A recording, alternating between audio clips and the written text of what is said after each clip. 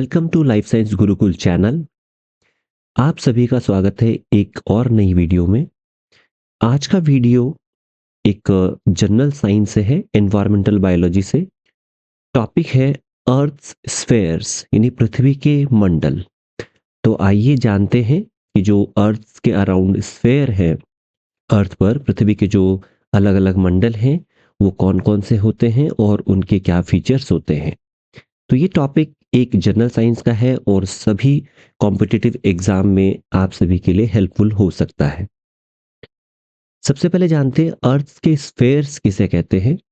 तो अर्थ के जो स्फेयर्स हैं वो उनकी संख्या यहाँ पर 4 है, 4 स्फेयर्स होते हैं और ये अर्थ के बहुत एक मेजर कंपोनेंट्स के रूप में काम करते हैं। ये सभी स्फेयर्स एक दूसरे के साथ इंटरकनेक्टेड होते हैं, एक दूसरे के साथ जुड़े हुए एक तरह से सिस्टम फॉर्म करते हैं और प्लैनेट पर एक तरह से लाइफ और इसके बैलेंस को बनाए रखने के लिए क्रूशियल रोल प्ले करते हैं। यानी कि अर्थ के जो भी स्फेयर्स हैं ये एक दूसरे के साथ इस तरह से इंटरकनेक्टेड होते हैं कि इस अर्थ पर यानी प्लैनेट पर लाइफ के लिए जो भी जरूरी कंडीशंस होती हैं उन सबको सपोर्ट करना और उसको मेंटेन करने का काम ये स्फेयर्स करते हैं। तो आइए जानते हैं कौन कौन से टाइप्स के ये स्फेयर्स हैं, इनको किन किन नाम से जाना जाता है। तो यहाँ पर 4 प्रकार के जो है स्फेयर्स हैं या 4 प्रकार के मंडल हैं। सबसे पहला है लिथोस्फियर, इसको जियोस्फियर के नाम से भी जाना जाता है। दूसरा है हाइड्रोस्फियर, तीसरा है atmosphere and next one is biosphere. सबसे पहले लिथोस्फियर, जैसे कि मैंने कहा कि इसको जियोस्फियर के नाम से भी जाना जाता है, इसके बारे में जानते हैं।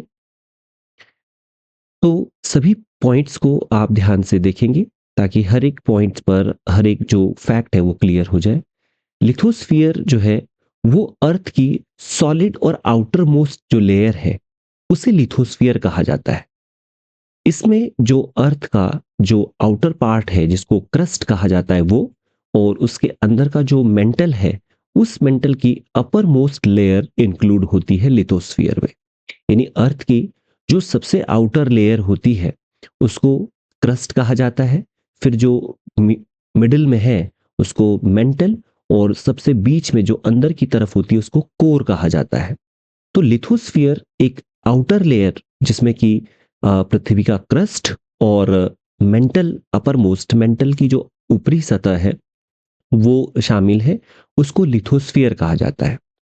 इस लिथोस्फियर में बेसिकली जो भी लैंड फॉर्म्स होती हैं, भू आकृतियां जिन्हें कहते हैं, वो सभी लिथोस्फियर के अंतर्गत आते हैं, जिसमें जिसमें मेनली माउंटेन्स हो गए, वैलीज हो गई जो घाटियां होती है अलग अलग, प्लेट्यूज हो गए पठार, और प्लेन्स जो मैदानी भाग होता है, वो सारे के सारे लिथोस्फियर के अंतर्गत आते हैं। इसके साथ साथ जो अर्थ की सरफेस पर जो सॉइल है और जो रॉक्स है वो सभी लिथोस्फियर का ही पार्ट होते हैं। ये जो लिथोस्फियर है ये टेरेस्ट्रियल इकोसिस्टम यानी कि जो स्थलीय जो हमारा पारितंत्र है और जो भी हैबिटेट्स होते हैं, हर एक एनिमल्स का जो अपना हैबिटेट है उसके लिए एक फाउंडेशन प्रोवाइड करते हैं, एक आधार आप कह सकते हैं प्रोवाइड करते हैं। इसके अलावा जो लिथोस्फियर है वो सबसे इंपॉर्टेंट रोल प्ले करता है, इवन कहेंगे क्रूशियल रोल प्ले करता है कि जो भी मिनरल्स होते हैं, डिफरेंट मिनरल्स जो हैं, खनिज मेटल्स जो भी धातुएं हैं, और फॉसिल फ्यूल्स यानी पेट्रोलियम जो भी है, उनका ये एक तरह से कह सकते हैं कि लिथोस्फियर सोर्स है इन सभी चीजों के लिए, मिनरल्स के लिए, मेटल्स के लिए और फॉसिल फ्यूल्स के लिए। तो उन सब की सप्लाई लिथोस्फियर से ही होती है। इसके अलावा जो लिथोस्फियर है या जियोस्फियर है, ये जियोलॉजिकल प्रोसेसेस जो होती है लाइक प्लेट टेक्टोनिक्स जो है वो, अर्थक्वेक और वोल्केनिक एक्टिविटी जो होती है वो सब भी इसी लेयर में घटित होती हैं, जिसकी वजह से जो अर्थ की सरफेस है वो एक शेप लेती है। जैसे कि कहीं पर प्लेन्स होंगे, कहीं पर घाटियां होंगी, कहीं पर प्लेट्यूज होंगे, कहीं पर माउंटेन्स होंगे, उन सब की फॉर्मेशन इन्हीं जियोलॉजिकल प्रोसेसेस के थ्रू होती हैं और ये जियोलॉजिकल प्रोसेसेस इसी लिथोस्फियर में पूरी होती है। यहाँ पर जो ये है, ये डायनेमिक प्रोसेसेस यहाँ पर होती रहती हैं और यहाँ पर कॉन्स्टेंटली हम कहेंगे लगातार एक तरह से कहेंगे कि जो प्लेट टेक्टोनिक है या जो वोल्केनिक इरप्शन है, इरोजन है, सॉइल इरोजन जो हो रहा है, इन सभी प्रोसेसेस की वजह से लैंडस्केप्स जो हैं वो बनते रहते हैं। अलग-अलग टाइप के लैंडस्केप्स जैसे कि प्लेन्स या कहीं पर घाटियाँ, वैलीज़, ये सब फॉर्म होती रहती हैं। नेक्स्ट है हाइड्रोस्फीयर, जिसको हम जलमंडल भी कहते हैं। हाइड्रोस्फीयर जो है यानी अर्थ पर वो एरिया जहां पर भी वाटर किसी भी फॉर्म में प्रेजेंट होगा उसे हाइड्रोस्फीयर कहा जाएगा। यानी अब वाटर की फॉर्म्स क्या हो सकती हैं? लिक्विड हो सकती है, सॉलिड हो सकती है और गैसियस फॉर्म में वाटर अवेलेबल हो सकता है। तो लिक्विड फॉर्म में अर्थ पर जो वाटर है वो ओशियंस में, रिवर्स में, लेक्स में और इवन ग्राउंड वाटर की फॉर्म में जो है लिक्विड फॉर्म में वाटर प्रेजेंट है। सॉलिड की फॉर्म में जो ग्लेशियर्स हैं, बड़े-बड़े ग्लेशियर्स और जो आइस कैप्स हैं, वो जो है वहाँ पर वाटर जो है सॉलिड फॉर्म में प्रेजेंट है। और गैसियस फॉर्म में जो वाटर वेपर, एटमॉस्फेयर में जो वाटर वेपर है जिसको जलवाष्प कहा जाता है, जलवाष्प, यहाँ पर जो है जहाँ कहीं पर भी ये वाटर किसी भी फॉर्म में, गैसियस फॉर्म में, सॉलिड फॉर्म में या लिक्विड फॉर्म में प्रेजेंट है, वो सभी जो एरिया है, वो सभी जो क्षेत्र है, वो हाइड्रोस्फीयर के नाम से जाना जाता है, जलमंडल के नाम से जाना जाता है। वाटर जो है अर्थ पर सभी लाइफ फॉर्म्स की एग्जिस्टेंस के लिए बहुत ज़रूरी एक पदार्थ है। It provides a medium for chemical reactions, जो भी केमिकल रिएक्शंस होती हैं उन सभी के लिए एक मीडियम प्रोवाइड करता है और साथ के साथ अर्थ पर जो टेम्परेचर है, ठीक है, उसको रेगुलेट करने का काम करता है और इसके साथ जो भी न्यूट्रिएंट्स अर्थ पर या सॉइल में अवेलेबल है उनको जो है एक जगह से दूसरी जगह ट्रांसपोर्ट करना या वेस्ट को ट्रांसपोर्ट करने का काम भी वाटर के थ्रू ही पूरा होता है। इनके अलावा जो हाइड्रोस्फीयर है यानी कि जो जलमंडल है वो वेदर पैटर्न्स को भी एक तरह से रेगुलेट करने में बड़ा इंपॉर्टेंट रोल प्ले करता है। इसके साथ जो है वाटर साइकिल को भी रेगुलेट करने में या फैसिलिटेट करने में हेल्प करता है। इस तरह से जो वाटर साइकिल है यहाँ पर, वो एक तरह से इकोसिस्टम और जो एग्रीकल्चर है हमारा उसको सपोर्ट करने के लिए बड़ा ही ज़रूरी है। तो ये सब हाइड्रोस्फीयर की वजह से जो है पॉसिबल है। यहाँ पर जो है हाइड्रोस्फीयर में डायनेमिक साइकिल्स होती हैं। जो एक तरह से हाइड्रोस्फीयर है वो भी एक डायनेमिक सिस्टम है और यहाँ पर कॉन्स्टेंटली जो है वाटर जो है वो एक साइक्लिक फॉर्म में क्या होता रहता है, मूव करता रहता है।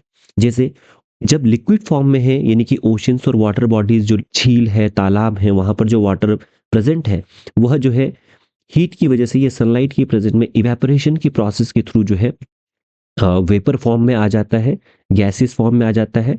देन उसका अगर कंडेंसेशन हो जाता है तो जो यहाँ पर एक तरह से जो क्लाउड्स हैं वो फॉर्म हो जाते हैं, बादल बन जाते हैं, उसका प्रेसिपिटेशन होता है और देन उसके बाद जो भी रेनफॉल होता है उसके फॉर्म में जो है वाटर रन ऑफ हो जाता है। तो एक तरह से ये जो डायनेमिक साइकिल है ये जो है हाइड्रोस्फीयर में ही कंप्लीट हो रहा है। नेक्स्ट जो है वो है एटमॉस्फेयर। एटमॉस्फेयर को वायुमंडल भी कहते हैं। तो एटमॉस्फेयर जो है ये बेसिकली अर्थ के अराउंड वो स्पेस है, वो एरिया है, वो क्षेत्र है जहां पर गैसेस मौजूद होती हैं, एयर मौजूद है ना? तो गैसेस जो है वो हमारी जो अर्थ है उसको सराउंड करती हैं और यहाँ पर जो चारों ओर जो गैसेस हैं, जो एयर है, उसमें जो एक कहेंगे डोमिनेंटली जो गैस प्रेजेंट है वो है नाइट्रोजन, जिसका लगभग 78% जो है इसकी अमाउंट होती है और ऑक्सीजन जो है वो 21% मौजूद है। इसके अलावा कार्बन डाइऑक्साइड 0.03% होता है और इसके अलावा कुछ और ट्रेसेस ऑफ गैसेस होती हैं, इनर्ट गैसेस जैसे ऑर्गन हो गई और इस तरह की अदर गैसेस भी होती हैं। एटमॉस्फेयर जो है ये हमें प्रोटेक्ट करता है हार्मफुल सोलर रेडिएशन से, यानी कि जो भी सन के थ्रू जो भी अल्ट्रावायलेट रेज जो आती हैं, अल्ट्रावायलेट रेज होती है जो हमारे लिए, ये कई सारे एनिमल के लिए, प्लांट्स के लिए, लाइफ फॉर्म के लिए हार्मफुल होती हैं, हानिकारक होती हैं। उन सारी हार्मफुल सोलर रेडिएशंस को रोकने के लिए यानी एब्जॉर्ब करने के लिए ओजोन लेयर होती है और ये ओजोन लेयर जो है वो एटमॉस्फेयर में ही प्रेजेंट होती है। तो इस तरह से मतलब हार्मफुल रेडिएशन से एटमॉस्फेयर हमें बचाता है। एटमॉस्फेयर टेम्परेचर रेगुलेशंस में यानी ताप का नियमन में बहुत ही महत्वपूर्ण भूमिका निभाता है। यहाँ पर ग्रीन हाउस इफेक्ट जनरली आप लोगों ने सुना होगा ग्रीन हाउस इफेक्ट के बारे में। इस टॉपिक को ये काफ़ी बड़ा टॉपिक हो जाएगा, इसको किसी दूसरी वीडियो में भी कवर कर लेंगे। लेकिन ग्रीन हाउस इफेक्ट के कारण क्या होता है कि जो अर्थ पे जो टेम्परेचर है वो एक तरह से फेवरेबल है। अगर ग्रीन हाउस इफेक्ट ना होता तो यहाँ पर जो भी हीट यहाँ पर रिटेन होती है, जो भी हीट या टेम्परेचर बना हुआ है अर्थ की सरफेस पर, वो जो है काफ़ी कम होता, काफ़ी ज़्यादा कोल्ड हो जाता, तो वो यहाँ पर लाइफ के लिए एक तरह से फेवरेबल नहीं होता। तो ग्रीन हाउस इफेक्ट जो है वो एटमॉस्फेयर क्योंकि हमारी अर्थ के अराउंड है, जिसकी वजह से ग्रीन हाउस इफेक्ट पैदा होता है और जो हीट है यानी जो टेम्परेचर है यहाँ पर अर्थ का, वो फेवरेबल है लाइफ के लिए। तो इसलिए जो है टेम्परेचर को रेगुलेट करने में एटमॉस्फेयर का बड़ा इंपॉर्टेंट रोल है। इसके अलावा जो एटमॉस्फेयर है वो अर्थ पर वेदर और क्लाइमेटिक पैटर्न को कंट्रोल करने में या उसमें जो है एक तरह से की रोल प्ले करता है वेदर पैटर्न्स के लिए और क्लाइमेटिक पैटर्न के लिए। यानी कि एटमॉस्फेयर में जो एयर फ्लो हो रही है वो क्या करती है, साथ में जो क्लाउड्स होते हैं उनको एक जगह से दूसरी जगह लेकर के जाना और इस तरह से जो है टेम्परेचर को रेगुलेट करना, मौसम को जो है रेगुलेट करना, रेनफॉल को कंट्रोल करना, तो इन सभी चीज़ों में एटमॉस्फेयर का एक इम्पॉर्टेंट रोल होता है। यहीं पर यानी एटमॉस्फेयर में जो ऑक्सीजन और कार्बन डाइऑक्साइड गैसेस प्रेजेंट होती हैं, ऑक्सीजन जो है ये यहाँ पर एक तरह से कहेंगे कि ऑक्सीजन जो है ये रेस्पिरेशन के लिए बड़ी इंपॉर्टेंट गैस है और जो कार्बन डाइऑक्साइड है ये जो है फोटोसिंथेसिस के लिए ज़रूरी गैस है। तो ये जो दोनों ही प्रोसेस है रेस्पिरेशन और फोटोसिंथेसिस लाइफ फॉर्म के लिए यानी कि जीवन के लिए बहुत ज़रूरी है। फोटोसिंथेसिस की प्रोसेस में कार्बन डाइऑक्साइड यूज हो रही है और जो उस प्रोसेस में O2 जनरेट हो रही है वो यहाँ पर अदर लाइफ फॉर्म्स ये जो प्लांट्स हैं एनिमल्स हैं उनके द्वारा रेस्पिरेशन के लिए यूज की जा रही है। एटमॉस्फेयर में ही नाइट्रोजन गैस जो प्रेजेंट है ये मोस्ट एबंडेंट गैस है, जैसे कि बताया था 78% के अराउंड होती है और ये जो है प्लांट ग्रोथ के लिए एक क्रूशियल गैस है। तो इस तरह से एटमॉस्फेयर जो है बहुत ही इंपॉर्टेंट रोल प्ले करता है लाइफ के लिए। अगला है बायोस्फीयर या इसको इकोस्फीयर भी कहा जाता है, हिंदी में जीव मंडल कहा जाता है या जैव मंडल कहा जाता है। अर्थ पर जहां कहीं पर भी लाइफ एग्जिस्ट करती हो यानी कि लिविंग ऑर्गेनिज्म जो अर्थ पर है वो उन सारी एरियाज को हम क्या कहेंगे, बायोस्फीयर या जीव मंडल कहेंगे। अभी लाइफ जो है ये लिविंग ऑर्गेनिज्म है, किस फॉर्म में हो सकते हैं, ये जो है प्लांट्स हो सकते हैं, एक तरह से स्मॉल जो है एल्गी फंगाई से लेकर के जो लार्जेस्ट प्लांट है वो सभी इसमें इसके अंतर्गत आते हैं। एनिमल्स में माइक्रो ऑर्गेनिज्म से लेकर के बहुत छोटे से लेकर के बड़े तक और जितने भी माइक्रो ऑर्गेनिजम्स हैं वो सारे के सारे इसमें आते हैं बायोस्फीयर में। यानी कि अर्थ पर चाहे वाटर में हो, यानी हम कह सकते हैं बायोस्फीयर एक ब्रॉड टर्म है। वाटर में भी क्योंकि लाइफ एग्जिस्ट करती है, एयर में भी करती है और लैंड पर भी करती है। तो जो तीनों ही इससे पहले आए हैं लिथोस्फीयर, हाइड्रोस्फीयर और एटमॉस्फेयर, उन सबसे जो एक तरह से कहेंगे ब्रॉड कैटेगरी है वो बायोस्फीयर की है, या कह सकते हैं कि बायोस्फीयर के अंदर जो है तीनों ही एक तरह से जो है इंक्लूड है। तो बायोस्फीयर जहां कहीं पर भी अर्थ पर लाइफ एग्जिस्ट करती हो उस जोन को, उस एरिया को हम बायोस्फीयर या इकोस्फीयर के नाम से जानते हैं। अब जो है ये जितने भी प्लांट्स एनिमल माइक्रो ऑर्गेनिज्म होते हैं एक दूसरे के साथ इंटरैक्ट करते हैं, एक दूसरे पर जो है डायरेक्ट और इनडायरेक्टली जो है ये डिपेंड होते हैं अपने सर्वाइवल के लिए।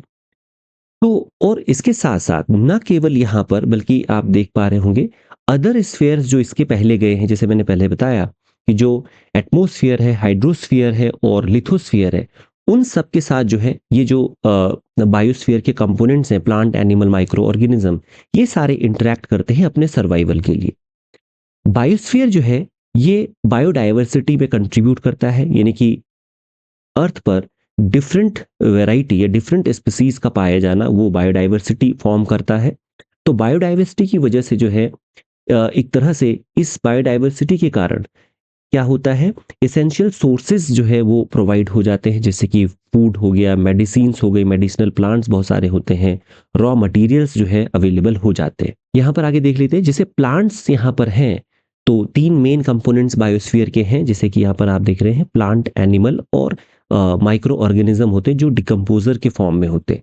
तो प्लांट जो है ये बेसिकली फोटोसिंथेसिस के लिए सनलाइट को एब्जॉर्ब करते हैं और जो एटमॉस्फेयर में कार्बन डाइऑक्साइड प्रेजेंट है उसको जो है यूज करके फोटोसिंथेसिस की प्रोसेस में अपने लिए ऑर्गेनिक फूड बनाते हैं और ऑक्सीजन को रिलीज करते हैं अदर एनिमल्स के लिए। वो एक तरह से रेस्पिरेशन के लिए एक इंपॉर्टेंट गैस है प्लांट्स और एनिमल्स के लिए। एनिमल्स जो होते हैं वो डिपेंड है प्लांट्स पर, वो कंज्यूम करते हैं प्लांट्स को और अदर एनिमल्स को, और जो एनर्जी है वो जो है एक तरह से एक ट्रॉफिक लेवल से दूसरे ट्रॉफिक लेवल में ट्रांसफर हो जाती है। और इस तरह से जो है फूड चेन में जो है न्यूट्रिएंट्स हैं वो क्या होते रहते हैं, एक तरह से ट्रांसफर होते रहते हैं एक लेवल से दूसरे लेवल। जो डिकम्पोजर्स होते हैं वो जो भी डेड ऑर्गेनिजम्स होंगे, चाहे वो प्लांट्स हो एनिमल्स हो, उनको एक तरह से ब्रेक डाउन करने का काम करेंगे, डिकम्पोज करने का काम करेंगे और उसमें जो भी न्यूट्रिएंट्स अवेलेबल हैं उनको वापस से एनवायरनमेंट में रिलीज करते हैं या जो है सॉइल में रिलीज कर देते हैं। तो इस प्रकार हम कह सकते हैं कि जो जितने भी ये स्फेयर्स हैं ये एक दूसरे के साथ इंटरकनेक्टेड हैं, जिससे कि जो है अर्थ पर एक तरह से इकोलॉजिकल और हर तरफ से जो है बैलेंस बना हुआ रहे। तो यहाँ पर हम देख रहे हैं कि किस तरह से जो ये डिफरेंट स्फेयर्स होते हैं एक दूसरे के साथ इंटरैक्शन करते हैं। तो जैसे वाटर साइकिल है, तो हाइड्रोस्फीयर जो है वो इंटरैक्ट करता है एटमॉस्फेयर के साथ, जियोस्फीयर के साथ यानी कि जो लिथोस्फीयर था, और बायोस्फीयर के साथ थ्रू द वाटर साइकिल, यानी वाटर साइकिल इन सभी में जो है इन्वॉल्व है। इसी तरह कार्बन साइकिल है। कार्बन साइकिल जो है the atmosphere, biosphere and geosphere, lithosphere जो है एक्सचेंज करता है carbon through the process like photosynthesis and respiration, यानी कि किस तरह से वो कार्बन जो है वो बायोस्फीयर यानी कि एनिमल्स के अंदर जा रहा है, वहां से किस तरह से वो गैस रिलीज करके ऑक्सीजन जो है वो वापस एटमॉस्फेयर में आ रही है। रेस्पिरेशन में अगेन जो है वो O2 यानी ऑक्सीजन यूज हो रही है और देन अगेन कार्बन डाइऑक्साइड जो है वो वापस एटमॉस्फेयर में रिलीज हो रही है। तो इस तरह से एक दूसरे के साथ जो है स्फेयर्स जो है ये इंटरकनेक्टेड है। इसी तरह से वेदर एंड क्लाइमेट जो है, एटमॉस्फेयर जो होते हैं, जैसे पिछले भी स्लाइड्स में भी आया था कि जो वेदर पैटर्न्स को इन्फ्लुएंस करता है एटमॉस्फेयर। इस तरह से जो है जब वेदर पैटर्न को एटमॉस्फेयर इन्फ्लुएंस करता है तो उसी प्रकार से जो है फिर उसकी वजह से हाइड्रोस्फीयर और बायोस्फीयर भी जो एक तरह से इन्फ्लुएंस होने लग जाते हैं। इरोजन, इरोजन मींस कि जो सरफेस है, लिथोस्फीयर की जो सरफेस है वहां पर जो सॉइल्स और अदर जो मटेरियल्स हैं उसका जो है एक जगह से दूसरी जगह जो है उसको ट्रैवल करवाना या ट्रांसपोर्ट करना, लाइक विंड के थ्रू, एयर के थ्रू और वाटर के थ्रू, तो उसको कहते हैं इरोजन।